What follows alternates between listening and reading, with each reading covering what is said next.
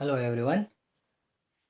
Till now we studied how to solve the problems on branch account, and also we studied the problems when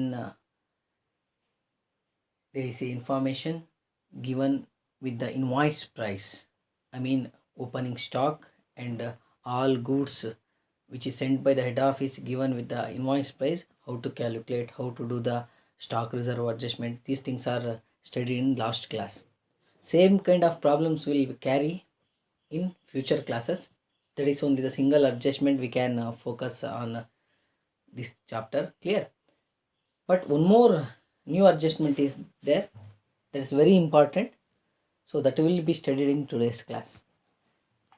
So now, what is that adjustment? That is memorandum debtors account. Clear? When we are going to prepare memorandum debtors account, only a single case.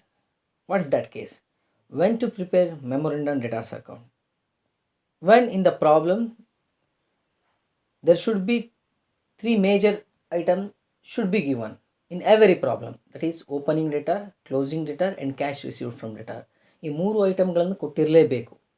When any one of above item is missing, we should prepare the memorandum debtors account. Clear? ಯಾಕೆ ಕಂಡುಹಿಡಿಬೇಕು? In order to find out the missing balance. For example ಪ್ರಾಬ್ಲಮಲ್ಲಿ opening debtor, closing debtor, cash receive from debtors ಮೂರು ಕೊಟ್ಟಿದ್ದಾರೆ. ಈ ಅಕೌಂಟನ್ನು prepare ಮಾಡೋದೇ ಬೇಡ, as usual branch ಅಕೌಂಟನ್ನು ಪ್ರಿಪೇರ್ ಮಾಡಿದ್ರೆ ಕೆಲಸ ಮುಗೀತು. ಇಫ್ ಓಪನಿಂಗ್ ಡೇಟಾರ್ಸ್ ಕೊಟ್ಟು, ಕ್ಲೋಸಿಂಗ್ ಡೇಟಾರ್ಸ್ ಕೊಟ್ಟು, ಕ್ಯಾಶ್ ರಿಸೀವ್ ಫ್ರಮ್ ಡೇಟಾರ್ಸ್ ಕೊಟ್ಟಿಲ್ಲ, we have to prepare memorandum debtors account. Opening debtors ಕೊಟ್ಟಿಲ್ಲ, closing debtors, cash receive from debtors ಕೊಟ್ಟಿದ್ದಾರೆ, we have to prepare opening debtors. Clear? So that is the way we are going to prepare the memorandum debtors account.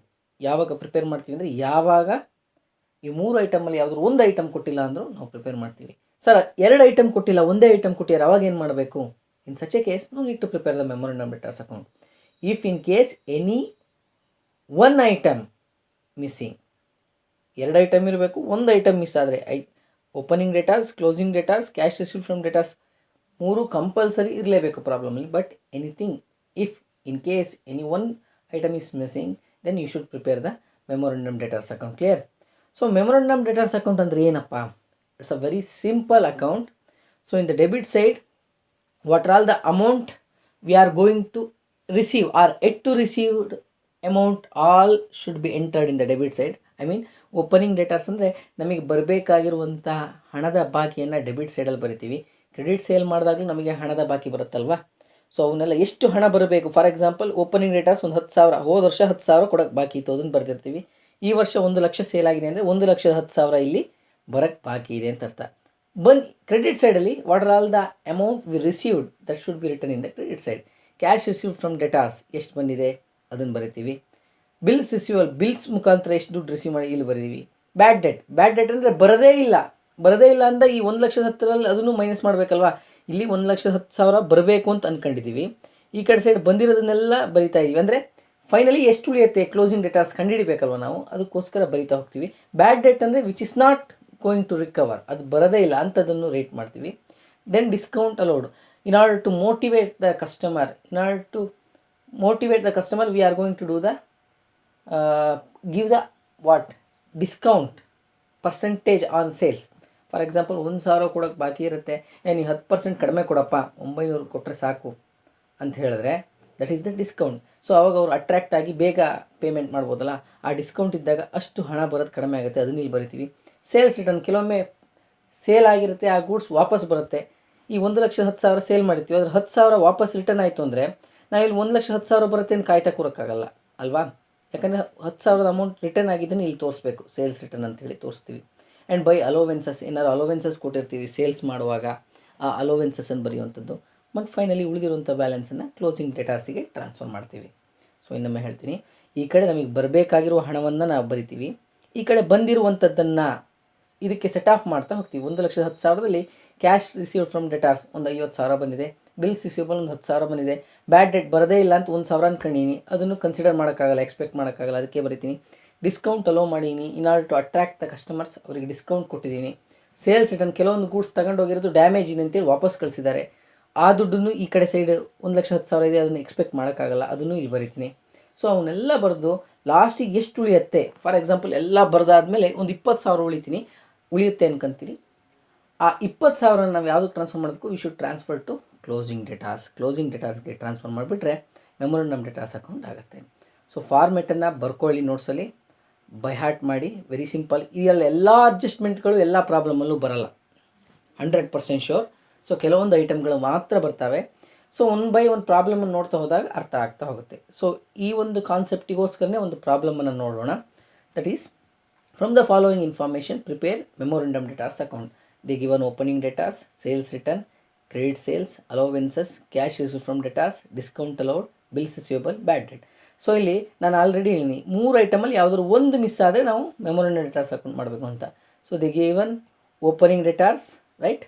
They given cash received from datas, but there is no information regarding this closing debtors, right? So now we have to prepare what? Memorandum debtors account. So same format will be carry over here. Okay, starting with opening debtors ಕೊಟ್ಟಿದ್ದಾರೆ 50,000 ಬರ್ತಿದ್ದೀವಿ. ಬರೀ opening datas ಮಾತ್ರ ಅಂದರೆ ಹೋದ ವರ್ಷ sale ಮಾಡಿದ್ರಲ್ಲಿ, credit sale ಮಾಡಿದ್ರಲ್ಲಿ ಕೆಲವ್ರಿಗೆ ಬಾಕಿ ಇಟ್ಟಿದ್ದಾರೆ, ಓಪನಿಂಗ್ ಡೇಟಾಸ್ ಬರ್ದೆ. ಹೋದ ವರ್ಷ ಕ್ಲೋಸಿಂಗ್ ಬ್ಯಾಲೆನ್ಸ್ ಆಗಿದೆ, ಈ ವರ್ಷ ಓಪನಿಂಗ್ ಬ್ಯಾಲೆನ್ಸ್ ಆಗಿದೆ ಬರ್ದಿದ್ದೀನಿ. ಬಟ್ ಈ ವರ್ಷ ಸೇಲ್ಸ್ ಮಾಡಿದ್ದು ಕ್ಯಾಶ್ ಸೇಲ್ ಆದರೆ ಮೆಮೊರಂಡಮ್ ಡೇಟಾಸ್ ಅಕೌಂಟ್ ಮಾಡೋ ಅಗತ್ಯನೇ ಇಲ್ಲ. ಕ್ಯಾಶ್ ಸೇಲ್ಸ್ ಆದರೆ ಡೇಟಾಸ್ ಅನ್ನೋ ಕಾನ್ಸೆಪ್ಟೇ ರೈಸ್ ಆಗಲ್ಲ. When there is a credit sale, then only the question of memorandum debtors account will rise. So ಎಷ್ಟು ಕ್ರೆಡಿಟ್ ಸೇಲ್ ಮಾಡಿದ್ದಾರೆ? That is 25,000. We wrote here that is 25,000. So at the end of the day, so how much we have to receive? How much? 75,000 we have to receive. Clear? Out of 75, 25,000 is current year credit sale and 50,000 we are not received in the last year. So 75,000 we have to receive. ಇದರಲ್ಲಿ ಎಷ್ಟು ನಮಗೆ ಬರುತ್ತಪ್ಪ? So credit ಸೈಡಲ್ಲಿ ಇನ್ಕಮನ್ನು ನೋಡೋಣ. ಏನೆಲ್ಲ ಇದೆ? Sales return ಈ 500 ರೂಪಾಯಿ ಬರೋದೇ ಇಲ್ಲ. ಕ್ರೆಡಿಟ್ ಸೇಲ್ ಆಯಿತು, ಇವೆರಡು ಬರೋದಾಯಿತು. ಅಲೋವೆನ್ಸಸ್ 200, ಆ 200 ರೂಪಾಯಿ ಬರಲ್ಲ. Cash received from debtors, right? 5,000 ರೂಪಾಯಿ ರಿಸೀವ್ ಮಾಡಿದ್ದೀವಿ. 5,000, sorry, this is 50,000. 50,000 we received, cash received from debtors 50,000 ನಮಗೆ ಬಂತು. ಸೊ ಅದನ್ನು ಬರ್ತೀವಿ. ಸೊ 75,000ದಲ್ಲಿ 50,000 ರಿಸೀವ್ ಮಾಡಿದ್ವಿ, ಇನ್ನು 25,000 ಬಾಕಿ ಇದೆ ರಿಸೀವ್ ಮಾಡೋಕ್ಕಲ್ವಾ. ಅದರಲ್ಲಿ ಸೇಲ್ಸ್ ರಿಟರ್ನ್ 500 ರೂಪಾಯಿ ಬರಲ್ಲ, ಯಾಕಂದರೆ ದುಡ್ಡಿನ ಬದಲು ಗೂಡ್ಸನ್ನೇ ವಾಪಸ್ ಕಳಿಸ್ದ, ಅದನ್ನು ಬರಿತೀವಿ. ಯಾಕಂದರೆ ನಮ್ಮದು ಗೂಡ್ಸ್ ಏನೋ ಡ್ಯಾಮೇಜ್ ಇರ್ಬೋದು. So is return. Okay, next allowances 200 ರೂಪಾಯಿ ಅಲೋವೆನ್ಸಸ್ ಕೊಟ್ಟಿದ್ದೀವಿ, ಆ ಹಣ ಬರಲ್ಲ ನಮಗೆ, ಆ 200 ರೂಪಾಯಿನ ಬರಿತೀವಿ. Then discount allowed, in order to encourage the credit customers, ಅವರಿಗೆ 200 ರೂಪಾಯಿ ಡಿಸ್ಕೌಂಟ್ ಕೊಟ್ಟಿದ್ದೀವಿ. ಫಾರ್ ಎಕ್ಸಾಂಪಲ್ 1,000 ರೂಪಾಯಿ ಕೊಡೋಕ್ಕಿರುತ್ತೆ, 200 ರೂಪಾಯಿ ಡಿಸ್ಕೌಂಟ್ ಕೊಡ್ತೀನಿ ಮಾರೆ 800 ರೂಪಾಯಿ ಕೊಡು ಅಂದಾಗ ಅವ್ರು ಕೊಡ್ತಾರಲ್ವ. ಸೊ ಆ 200 ರೂಪಾಯಿ ಬರಲ್ಲ ಅಲ್ವಾ, ಅದನ್ನು ಇಲ್ಲಿ ಬರಿತೀವಿ. ದೆನ್ ಬಿಲ್ಸ್ ರಿಸೀವಬಲ್, ಕೆಲವರು ಬಿಲ್ಸ್ ಮೂಲಕ ಪೇಮೆಂಟ್ ಮಾಡ್ತಾರೆ, ಆ ಬಿಲ್ಸ್ ರಿಸೀವಬಲ್ 1,000 ರೂಪಾಯಿ ಬರೆದಿದ್ದೀವಿ. ಬ್ಯಾಡ್ ಡೆಟ್ ಬರೋದೇ ಇಲ್ಲ, 200 ರೂಪಾಯಿ ಶತಾನುಗತ ಬರೋದೇ ಇಲ್ಲ ಅಂಥದ್ದಿದ್ದನ್ನು ಅದನ್ನು ಬರಿತೀವಿ. ಸೊ ಟೋಟಲ್, ಸೊ 75,000ದಲ್ಲಿ ನಮಗೆ 50,000 ಬಂತು, 1,000 ಬಿಲ್ಸ್ ರಿಸೀವಬಲ್ ಮೂಲಕ ಬಂತು. ಇವನ್ನೆಲ್ಲ ಬೇರೆ ಬೇರೆ ರೀತಿಯಲ್ಲಿ ನಮಗೆ ಬರೆದ ರೀತಿ ಕ್ಯಾಲ್ಕುಲೇಷನ್ ಸಿಕ್ತು. ಐ ಮೀನ್ ಬ್ಯಾಡ್ ಡೆಟ್ ಬರೋದೇ ಇಲ್ಲ, ಡಿಸ್ಕೌಂಟ್ ಅಲೌಡ್ ನಾವು ಅಲೋ ಮಾಡಿದ್ವಿ, ಆ ಹಣನೂ ಬರಲ್ಲ. ಸೇಲ್ಸ್ ರಿಟರ್ನ್ 500 ರೂಪಾಯಿ ವಾಪಸ್ ಕಳಿಸ್ತೀವಿ, ಅದು ಬರಲ್ಲ. ಆ್ಯಂಡ್ ಅಲೋವೆನ್ಸಸ್ 200, ಅದು ಬರಲ್ಲ, ರೈಟ್? ಫೈನಲಿ ಕ್ಲೋಸಿಂಗ್ ಬ್ಯಾಲೆನ್ಸ್ ಎಷ್ಟು ಉಳಿಯುತ್ತೆ?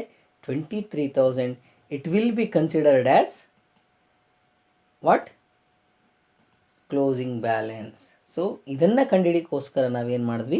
V just prepare the memorandum trading account. ಯಾವುದನ್ನು ಕಂಡುಹಿಡಿಯೋಕ್ಕೆ? Closing debtors. Clear? So simple, ಈ ಕಡೆ ನಮಗೆ ಬರಬೇಕಾಗಿರೋ ಅಮೌಂಟನ್ನು ಬರಿತೀವಿ, ಈ ಕಡೆ ಬಂದಿರೋದು ಮತ್ತು ಬರದೇ ಇರೋದನ್ನು ಬರಿತೀವಿ. ಬರದೇ ಇರೋದು ಮೀನ್ಸ್ ಬಿಲ್ಸ್, ಬ್ಯಾಡ್ ಡೆಟ್ ಅದು ಯಾವತ್ತೂ ಬರಲ್ಲ. Bad debt means which is not going to recover.